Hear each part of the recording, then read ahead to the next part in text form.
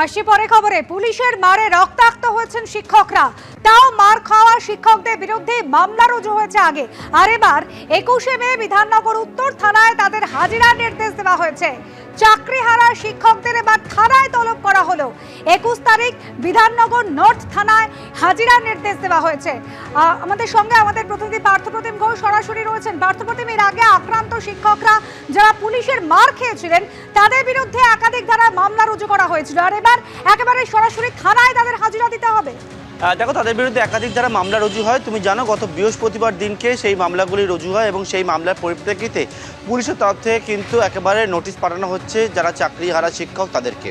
এবং তারা যে বিষয়টা বলছেন, তাদেরকে এর আগে কসবায় মার খেতে হয়েছিল। তার পরবর্তীকালে সল্টলেকে বিকাশ ভবনের সামনে তাদের যে দাবি, সেই দাবিতে গিয়ে তাদেরকে মার খেতে হয়েছে। তারপরে পুলিশের তরফ থেকে তাদের বিরুদ্ধে মামলা হয়েছে। এবারে সেই মামলার পরিপ্রেক্ষিতে এরকম একাধিক চাকরিহারাকে চিহ্নিত করেছে পুলিশ সূত্রে জানানো হচ্ছে প্রায় 15 জনকে এমন চিহ্নিত করা হয়েছে এবং যাদের বিরুদ্ধে যাদেরকে প্রত্যেককেই কিন্তু বিএনএসএ 35 সাবসেকশন 3-তে নোটিশ পাঠানো হয়েছে এবং সেই নোটিশ পাঠিয়ে তাদের বিরুদ্ধে জানানো হয়েছে একাধিক যে ধারা রয়েছে সেই ধারার মধ্যে একটি জামিন অযোগ্য ধারাও সেটাও রয়েছে এবং সেটা জানিয়ে তাদেরকে এবারে বিধাননগর নর্থ থানায় হাজিরা নির্দেশ দেওয়া হয়েছে।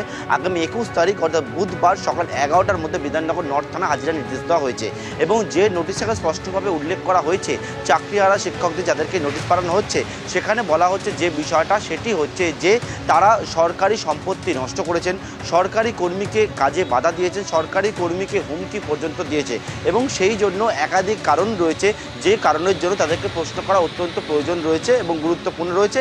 সেই জন্যই চাকরিহারা শিক্ষকদেরকে এবার থানায় ডেকে পাঠালো পুলিশের তরফ থেকে বলা হচ্ছে যে এই সমস্ত বিষয় যেহেতু মামলা হয়েছে সেই মামলার পরিপ্রেক্ষিতেই এই জিজ্ঞাসাবাদ, সেই জিজ্ঞাসাবাদের জন্য থানায় হাজিরার নির্দেশ ডাকা হয়েছে।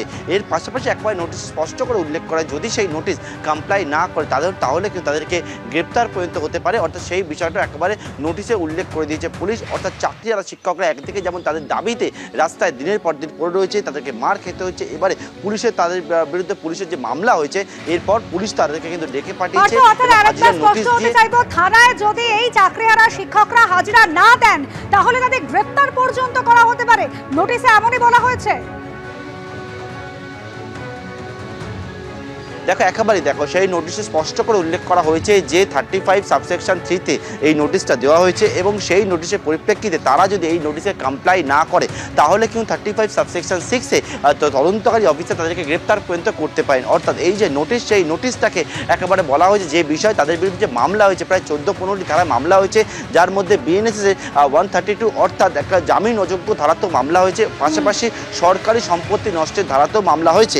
এই যে মামলাগুলি হয়েছে তার পরিপ্রেক্ষিতে পুলিশ জানাচ্ছে স্পষ্ট করে সেই নোটিশের মধ্যে যে সরকারি সম্পত্তি নষ্ট করা, পাশাপাশি কিন্তু সরকারি কর্মীকে কাজে বাধা দেওয়া, পাশাপাশি সরকারি কর্মীকে হুমকি দেওয়া, এরকম একাধিক বিষয় রয়েছে জিজ্ঞাসাবাদের প্রয়োজন এবং সেটাকে সেই নোটিশকে কমপ্লাই করতে বলা হয়েছে। কমপ্লাই না করলে তাদের বিরুদ্ধে আইনানুগ ব্যবস্থা এমনকি গ্রেপ্তার পর্যন্ত করতে পারে পুলিশ, সেইটাও কিন্তু নোটিশে স্পষ্ট করে উল্লেখ করে দিয়েছেন তদন্তকারী আধিকারিকরা। ধন্যবাদ পার্থ।